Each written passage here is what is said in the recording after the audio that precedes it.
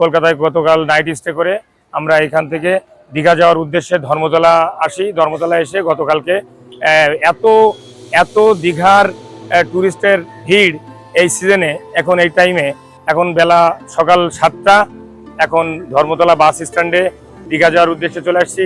এই সেই গাড়ি, সেই কাঙ্ক্ষিত আমাদের গাড়ি।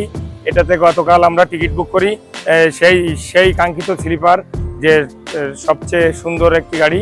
এটাতে আমরা 600 টাকায় দীঘার জন্য টিকিট করি। বন্ধুরা, আমরা চলুন তাহলে দীঘা যাই। রুবির সেই 9600 মার্সিডিজ বেঞ্জ 10 টাকার গাড়িতে করে আমরা এখন দীঘা যাব। আপনারা আমাদের সাথে থাকেন, চলুন আপনাদেরকে দেখাই দীঘা যাত্রী কেমন হয়। ধন্যবাদ।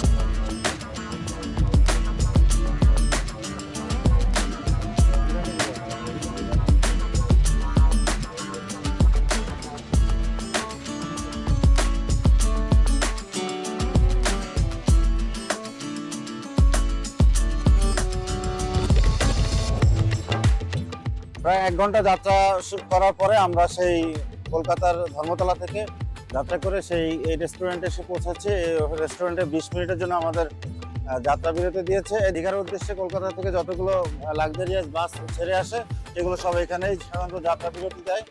এখানে আমরা ভিতরে বসবো এবং কিছু খাওয়া দাওয়া করবো, তারপরে আবার আমাদের জার্নি শুরু করবো।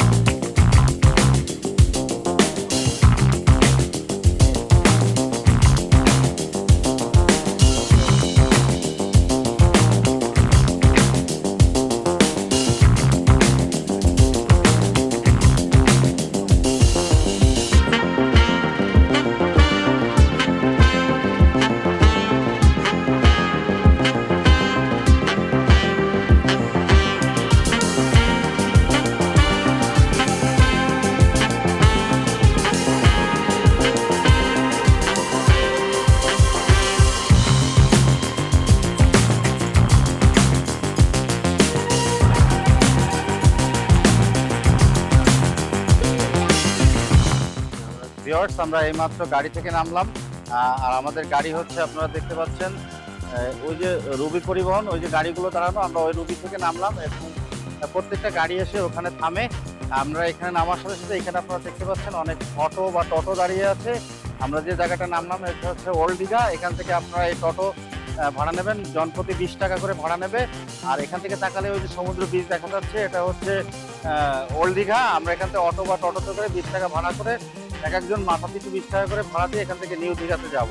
আপনারাও আসলে প্রথমে এখানে বাস থেকে নামবেন এবং এখান থেকে অটো বা টোটো করে এই ওল্ড দীঘার সমুদ্র সৈকত থেকে আপনারা টোটোতে করে নিউ দীঘাতে আপনারা এখান থেকে চলে যাবেন।